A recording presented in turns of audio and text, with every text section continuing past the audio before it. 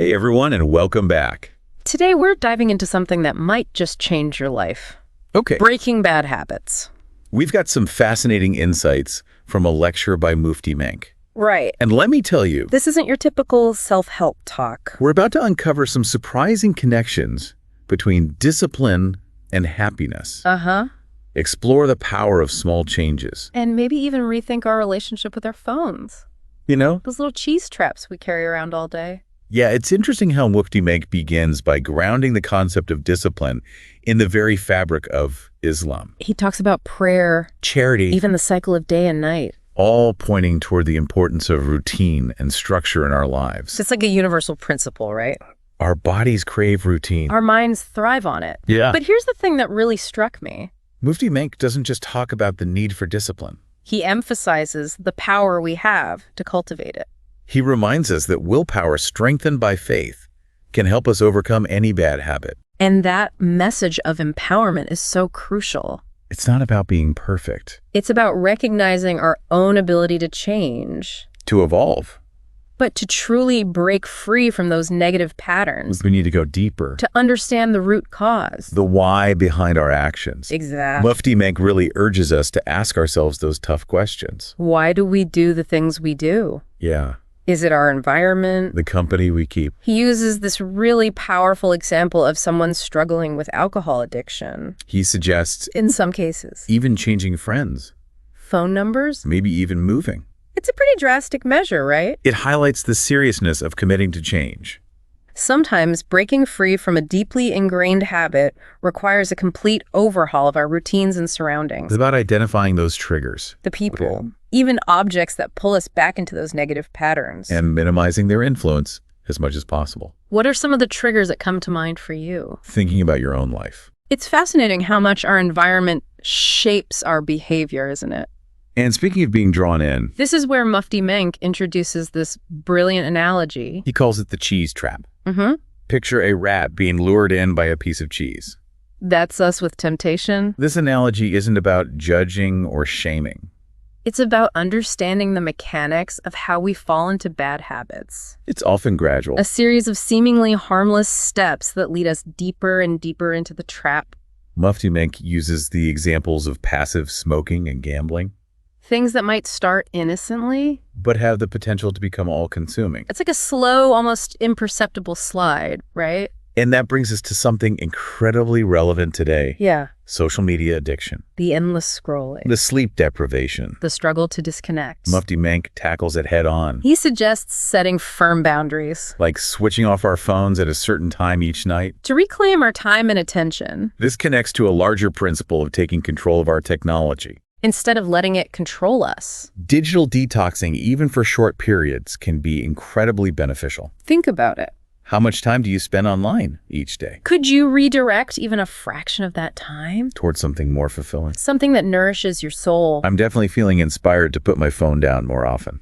But breaking free from bad habits isn't just about stopping. Right. It's about replacing those negative patterns with positive ones. And Mufti Menk offers some really insightful guidance here. He talks about this concept of tuning yourself towards Allah. By engaging in actions that strengthen your faith, He's encouraging us to shift our focus from what we shouldn't do, to what we should do. he gives concrete examples. Like reading even just a single verse of the Quran daily, Fasting on Mondays and Thursdays. or joining a community that engages in charitable work Small but consistent action. that connect us to something larger than ourselves. And it all boils down to consistency, doesn't it? He uses this beautiful analogy of water dripping on a rock, Slowly but surely carving a hole. even the smallest. Those consistent efforts can create profound change over time.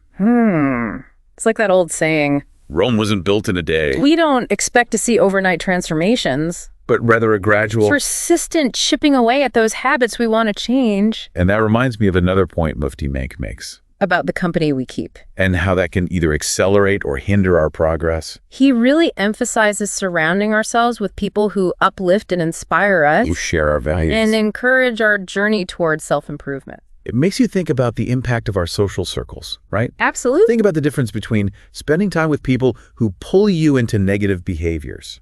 Versus those who motivate you to be your best self. It can have a profound effect. on the choices we make. and the habits we cultivate, It's about creating an environment that supports our goals. instead of sabotaging them. And that reminds me of another fascinating point Mufti Menk raises. He talks about how even our everyday conversations, Can become bad habits. he encourages us to be mindful of our language, To cut out the slang the negativity. and to choose our words with intention and respect He even challenges us to think about how we might be contributing to negativity, without even realizing it, gossiping, complaining. engaging in pointless arguments, It's a reminder that our words have power. and that even something as simple as our speech can be a form of worship. Or a source of harm, It makes you think about the kind of legacy we're leaving behind, not just through our actions. but through the words we speak. And this leads us to another important point Mufti Menk touches on. The habit of anger. He talks about how easily we allow ourselves to get riled up. To let small things trigger us into a spiral of negativity, He even references current events like disagreements over masks and vaccines, as examples of how easily we become polarized. and lose sight of our shared humanity, He urges us to cultivate patience understanding, and respect for those who hold different views. remembering that we are all part of one ummah, It's a powerful reminder to focus our energy on what truly matters to rise above the petty squabbles that can consume our time. and drain our emotional energy. And that brings us back to the central message of Mufti Menk's lecture: That we have the power to shape our lives to break free from negativity. and to cultivate habits that bring us closer to Allah and to our own potential. And that doesn't have to mean making massive overnight changes. Remember that water dripping on a rock? It's about those small, Consistent actions repeated over time. that ultimately lead to profound transformation It's like that incredible example he gives, of how a tiny seed planted in the right condition. can grow into a towering tree It's about recognizing that potential within ourselves. and nurturing it with patience and perseverance. And speaking of small steps, Mufti Menk highlights the importance of replacing bad habits with good ones. particularly when it comes to things like social media, He suggests channeling the energy we often waste on mindless scrolling, into something more meaningful. like learning Tajweed, Listening to Quran recitations. or even using our online platforms to spread positivity and knowledge, It's about reclaiming our time and attention and redirecting those precious resources. towards something that nourishes our souls and benefits others. Imagine the collective impact If each of us dedicated even a fraction of our social media time, to something truly beneficial. he even jokingly challenges us to put the same effort we put into learning viral dance moves. Into becoming better reciters of the Quran. It's a lighthearted way of making a serious point, We often invest so much energy in things that are fleeting, and ultimately meaningless. while neglecting those that can bring lasting fulfillment and benefit, He's not saying we need to abandon social media entirely, but rather to be mindful of how we use it. and to ensure it doesn't become a source of distraction from what truly matters. He It goes a step further. and encourages us to practice reciting the Quran beautifully. With melody and emotion, It's like preparing for the ultimate performance, isn't it? he reminds us that our recitation in this life, Is a rehearsal for the moment when we stand before Allah. and that we should strive to make it as beautiful and heartfelt as possible It's a beautiful reminder that every moment is an opportunity. for growth and preparation for the hereafter, It's not about seeking worldly recognition or praise. but rather the kind of recognition that truly matters. The recognition from Allah. He acknowledges that becoming a better person, Breaking bad habits. cultivating positive qualities, It's not a quick fix. it's a journey, It requires commitment patience. and a willingness to persevere even when we face setbacks. And speaking of setbacks, One of the most reassuring messages from Mufti Menk. is that slipping up doesn't mean failing. We're human, We make mistakes. and that's okay. He uses a really powerful example. Of someone struggling with a major sin Something like watching pornography. or engaging in adultery. He says, Even if you slip up, don't despair. the key is to immediately seek forgiveness Recommit to change. and focus on lengthening the time between those slip-ups, It's not about achieving some unattainable level of perfection, but rather about constantly striving seeking forgiveness when we fall short. and getting back on track with renewed determination. It's like he's saying, Don't let shame or guilt paralyze you. Acknowledge the mistake Learn from it. and keep moving forward. He even compares it to missing a prayer. Right. We don't give up on prayer altogether just because we accidentally slept through Fawar. Right, exactly. We make up for the missed prayer as soon as we remember. And strive to do better next time. It's about applying that same spirit of resilience and commitment to breaking bad habits. Each time we slip up. It's an opportunity to learn To grow. and to strengthen our resolve. So as we wrap up this deep dive, What are some of the key takeaways that we can apply to our own lives?